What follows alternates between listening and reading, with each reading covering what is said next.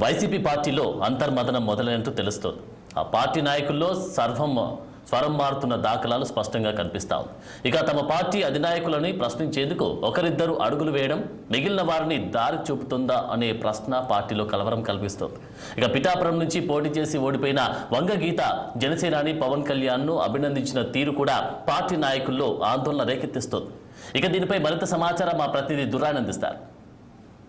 నాయకుడు జగన్మోహన్ రెడ్డిని అదే పనిగా పొగడడం, అలాగే వేరే పార్టీ అవతల పార్టీ వారి నాయకులను కానీ పార్టీని కానీ అదే పనిగా తోలనాడడం పరిపాటిగా మన వైఎస్ఆర్ కాంగ్రెస్ నాయకుల స్వరం మారుతుందా అంటే ఖచ్చితంగా మారుతుందని చెప్పాలి.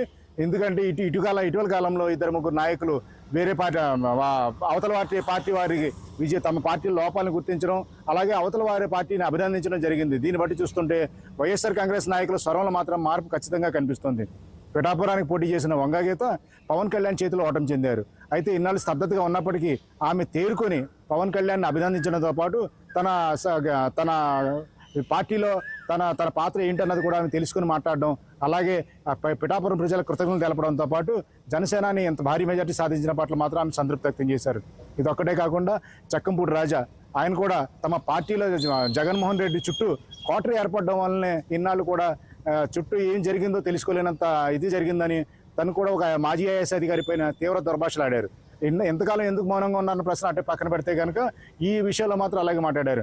మండపేట నుంచి పోటీ చేసిన తోట త్రిమూర్తులు కూడా 151 సీట్లు ఏ విధంగా అయితే జగన్మోహన్ రెడ్డి గెలుపొందారో, అప్పుడు ఏ విధంగా ఆయనకు ఆ గౌరవం దక్కిందో ఇప్పుడు ఓటమి కూడా ఆయనకే చెందుతుంది అంటూ ఆయన మాట్లాడడం కూడా తీవ్ర చర్చనీయాంశంగా మారింది. ఇలా ఒక్కొక్క నాయకుడు బయటకు వచ్చి ఈ విధంగా మాట్లాడుతుండడం పట్ల మాత్రం పార్టీ వర్గాల్లో ఏం జరుగుతుంది అన్న ఒక విషయం మాత్రం ఉత్పన్నమవుతుంది.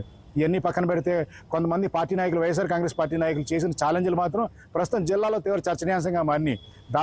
మంత్రి దాడిశెట్టి రాజా అయితే ఒకానొక సమయంలో తనకు 15,000 మెజార్టీ తక్కువగా వస్తే, అంటే తను గెలుస్తానని ధీమాగా చెప్తూనే అవతల యనమల దివ్య మీద పోటీ చేస్తూ తనకు 15,000 ఓట్ల మెజార్టీ తక్కువ వస్తే కనుక తాను రాజకీయాలకు శాశ్వతంగా విరమించుకుంటానని రాజకీయాల్లో కనబడినట్టు చాలా అతిపెద్ద ఛాలెంజ్ చేశారు. ఈ రకంగా చూస్తే ఆయనే అంత ఓట్లు తేడాతో ఓడిపోయిన పరిస్థితి స్పష్టంగా అనిపిస్తుంది. దీనిపైన అయితే ఆయన స్పందించడానికి సిద్ధంగా లేనప్పటికీ పార్టీ వర్గాల్లో మాత్రం ఎటువంటి ఛాలెంజ్ చేసిన వాళ్ళు 2-3 ఉన్నారు. వారు కూడా మౌనంగా ఉన్నారు. దీన్ని బట్టి చూస్తుంటే వైఎస్ఆర్ కాంగ్రెస్ నాయకులు అంతర్మదనం చెందుతున్నారా, తమ పార్టీ నాయకుడిపై అసంతృప్తి వెళ్ళగక్కడానికి జంకుతున్నారా, లేకపోతే బయటకు వచ్చే ఎందుకు మార్గాలు ఎదుగుతున్నారా అన్నది సూటి ప్రశ్న అయితే కనుక పార్టీలో చర్చనీయాంశంగా మారింది. ప్రస్తుతం అయితే కనుక జిల్లాలో వైఎస్ఆర్ కాంగ్రెస్ చెందిన 2-3 తప్పించి మిగిలిన నాయకులు ఎవరు కూడా కనిపించకపోవడం మాత్రం ఇక్కడ చాలా స్పష్టంగా కనిపిస్తుంది. తమ పార్టీలోకి జరుగుతున్న ఏ విధంగా జరుగుతున్నాయి పనులు, ఇంతకాలం ఏం జరిగింది, తన చుట్టూ జగన్మోహన్ రెడ్డి చుట్టూ ఉన్న కోటరీ ఏం చేసింది అన్న విషయాలపై బయటకు వచ్చి ఇప్పుడిప్పుడే మాట్లాడుతున్నారు.